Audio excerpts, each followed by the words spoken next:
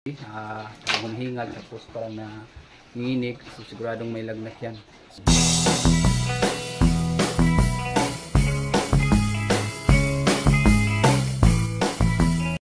So hello mga ka-farming, magandang araw. So nandito na namin yung ka-agri mga ka-farming. So dito na naman ang ating vlog ngayon sa ating baboyan. So meron akong kaunting ituturo sa inyo mga ka-farming kung paano gamutin ang baboy na may lagnat. So disclaimer lang ito mga ka-farming, base lang ito sa ating karanasan kung paano natin gamutin ang baboy na may lagnat. So sakto meron ditong isa nating patining na hindi kumakain tapos humihingal siya. Siguradong may lagnat siya mga ka-farming. So yan, papakita ko sa inyo. Siya lang yung hindi kumakain ngayong tanghali. So ito. So yan mga ka-farming, yung iba is kumakain. So ito lang yung hindi. So papakita ko sa inyo ng malapitan. Siya lang yung hindi kumakain mga ka-farming. Tingnan nyo, humihingal siya. So yan.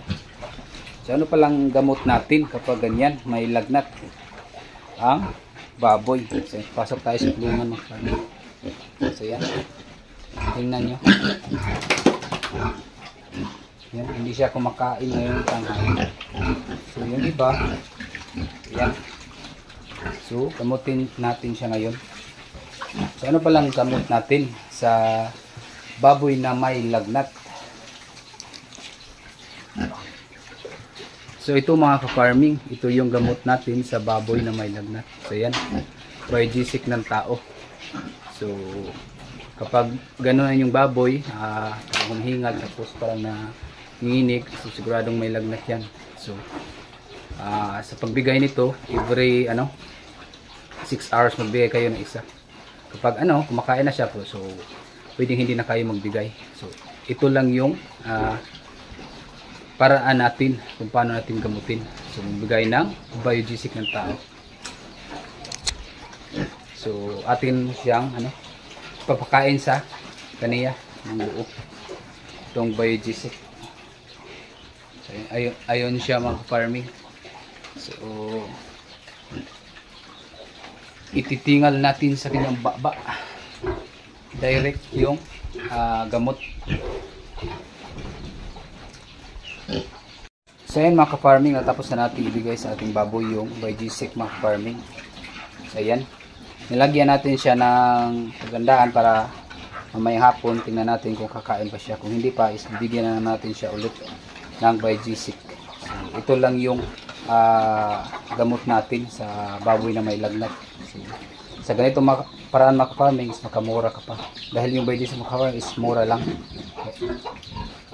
So ayan, so update ko kayo mamaya kakain na ba siya mga ka-farming. So alam mga ka-farming, update ko sa inyo yung baboy na hindi kumain kanina, yung may lagnat, yung ginamot natin ng biogesic. So yan. So ito yung tinunaw natin na feeds. Mas maganda mga ka-farming kapag tinunaw talaga yung feeds para mabusog yung mga baboy natin.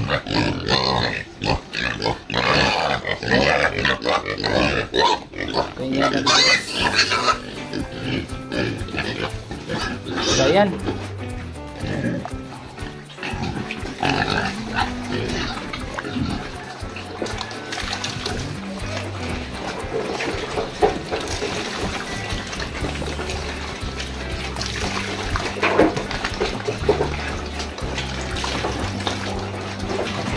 So yan mga ka-farming, yan yung hindi kumain kanina, yung ginamot natin ng biogesic. So yan, ang lakas na yan na kumain.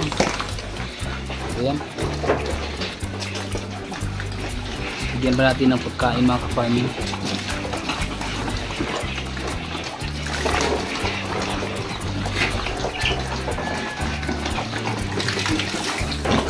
So yan, diba epektibo yung biogesic sa tao mga ka-farming na gamitin natin sa baboy.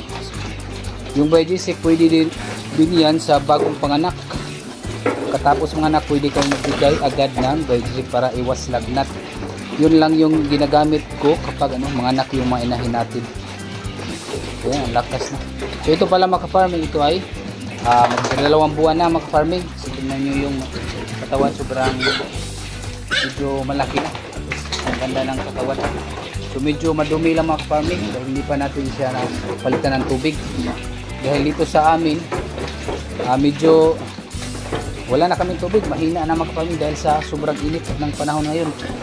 Yung iba mga ka-farming is nasa malayo na sila ng tubig dahil yung mga balon dito so wala na talagang tubig. So yan. So dito naman sa ating pagkain, sa ganyan mga ka-farming, wala na siyang tubig. So maglagay na naman tayo ulit. Ayan, ganyan lang tayo magpakain mga ka-farming sa ating mga baboy. So dapat ramihan natin tubig dahil kapag pag ang baboy nyo mga ka-farming malakas kumain, tapos malakas uminom ng tubig, so ayan, malakas din yung tubo niyan. Hindi tayo lugi kapag ganyan.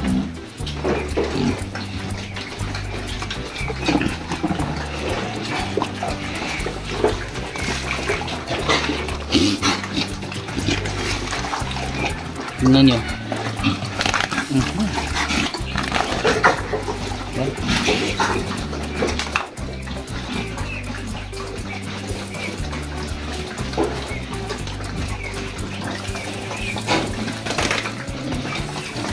Yan yung binagnat. Malakas na niyang kumain mga ka-farming. So yan mga ka-farming, sobrang dumi na nila. So mamaya palitan natin yan ng tubig mga ka-farming para at paliguan din natin sila. So maganda mga ka-farming pagkatapos nilang kumain, mas maganda paliguan para medyo lumamig ang katawan. Dahil yung feeds mga ka-farming mainit talaga sa katawan. So yan.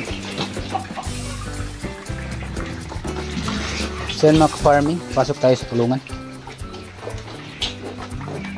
So yan. So yun mga farming, ang bilis lang maubos ng kanilang pagkain. Tingnan yung tawa ng ating baboy. Sobrang ganda. Magdalawang buwan na ito mga farming. So yan. So yan, yung dumi. So, sindabi sa kumakain dyan. So ganito mga ka-farming kapag may pool sa ganitong paraan sa pagtipid ka sa tubig. Dahil hindi masyadong madumi dito sa flooring niya. Doon lang sila dumumi, doon sila malibang sa Bisaya doon sila malibang, mangihi. So dito hindi, kaya so kung mapansin nyo yung ating mga baboy hindi masyado talagang madumi kapag walang pool mga ka-farming. Kapag lalo na ngayon mainit ang panahon, so doon sila hihiga sa kanilang dumi dahil gusto nila ang medyo mas basa-basa baboy. So mas maganda talaga maglagay kayo kahit kaunting swimming pool o paliguan nila para hindi din masyadong stress ang ating baboy.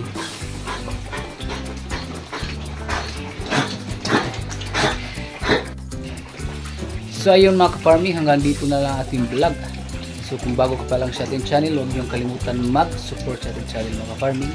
At kung meron kayong katanungan, pwede kang mag-comment. Kung meron kayong shout out, so pwede kang din mag-comment siya para ma-shout out natin sa sunod natin na video. So hanggang dito lang mga ka-farming. Thank you for watching. Babush!